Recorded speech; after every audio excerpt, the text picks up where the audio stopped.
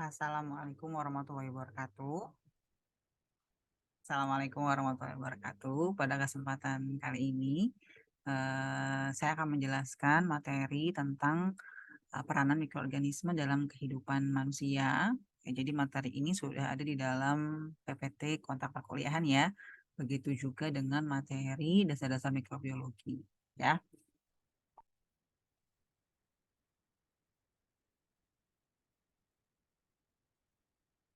Oke, sebelum kita masuk lebih dalam, jadi ini adalah macam-macam mikroorganisme yang akan kita pelajari selama 1 semester ke depan.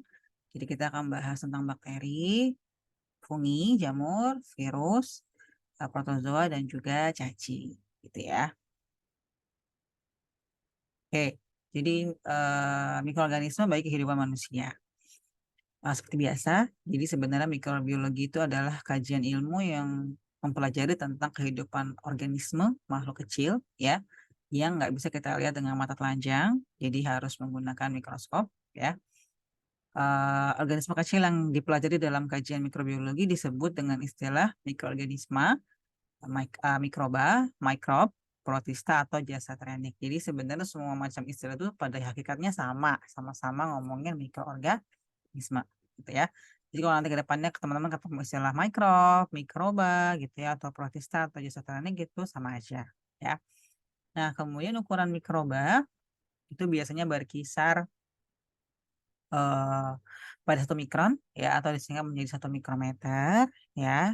Sorry, 1 mikro ya, 1 mikro atau sama dengan 0,001 milimeter gitu ya.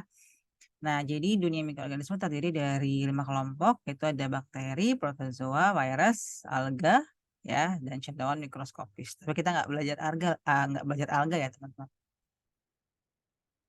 Oke, nah jadi sebenarnya apa saja peranan mikroba dalam kehidupan dan juga kesejahteraan manusia. Jadi yang pertama adalah peran mikroba dalam bidang pertanian. Ya, jadi dalam proses penyediaan dan penyerapan unsur hara bagi tanaman atau biasa disebut juga dengan biofertilizer. Ya, jadi aktivitas mikroba sangat diperlukan guna menjaga ketersediaan 3 unsur hara ya yang berperan penting bagi tanaman.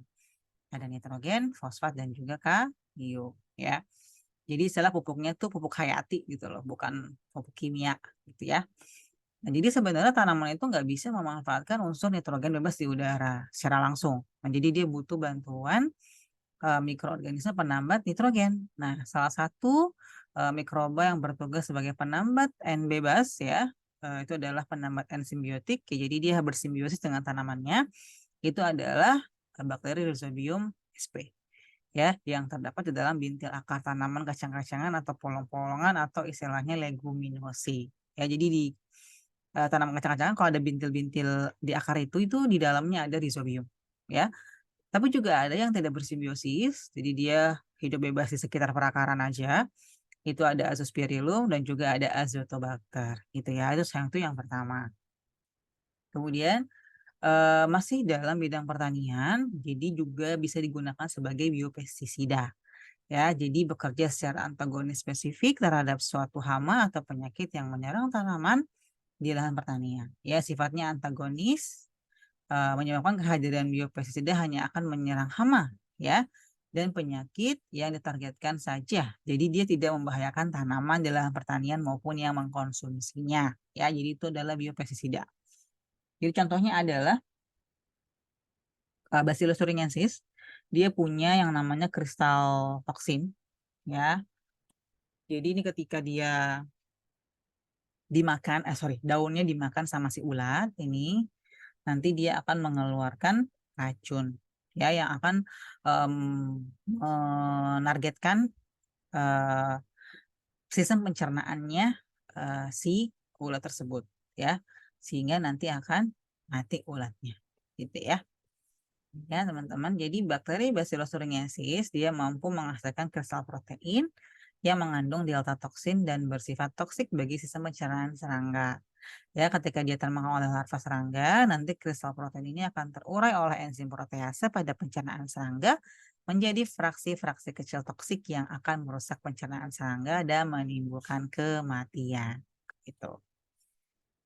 Nah, kemudian yang kedua adalah peranan mikroba dalam bidang kesehatan.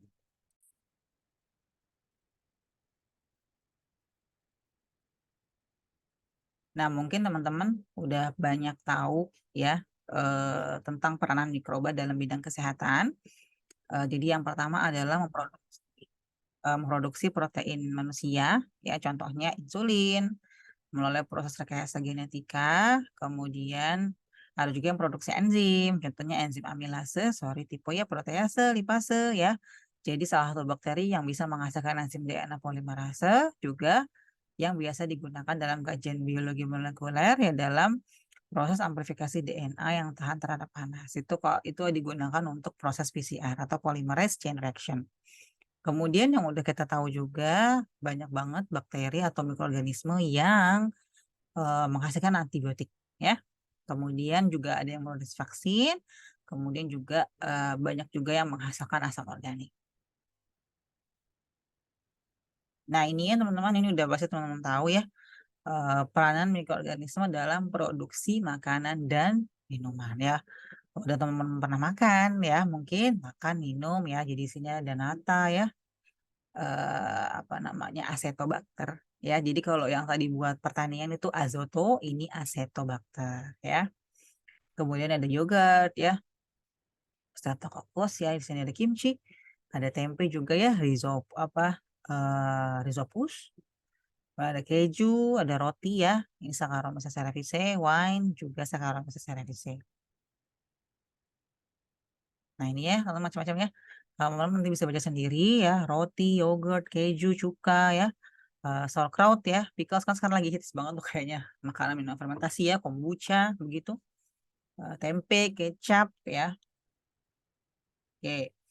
Nah, kemudian juga ada pemanfaatan dalam bidang pengolahan limbah. Jadi ada beberapa bakteri yang justru dia bisa memanfaatkan di limbah tersebut. Jadi ada bakteri besi, jadi dia bisa mengoksidasi senyawa jenis fero menjadi senyawa jenis feri. Contohnya adalah bakteri Stenotrix dan juga Spaheotillus ya. Begitu juga ada bakteri belerang, jadi dia bisa melakukan proses reduksi pada senyawa sulfat ya sehingga menjadi H2S. Contohnya adalah Chromatium sama Thiobacillus. Lalu juga ada bakteri indikator cemaran, contohnya adalah Escherichia coli. Jadi kalau ada something atau misal air, makanan yang ada atau mengandung bakteri Escherichia coli-nya berarti dia sudah tercemar gitu ya.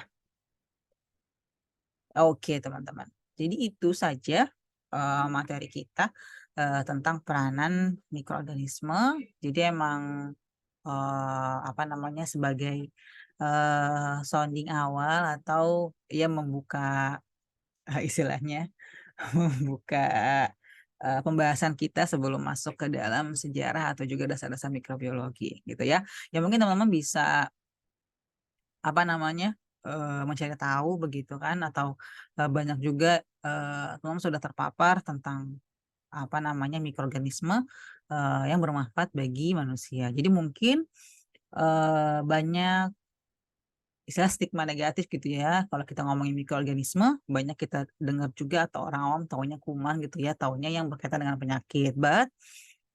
Sebenarnya banyak, manfaat yang bisa dihasilkan atau yang, dapat kita, rasakan dari pemanfaatan mikroorganisme tadi ya pada bidang pangan, kesehatan, pertanian, dan juga pada pengolahan limbah, gitu ya teman-teman.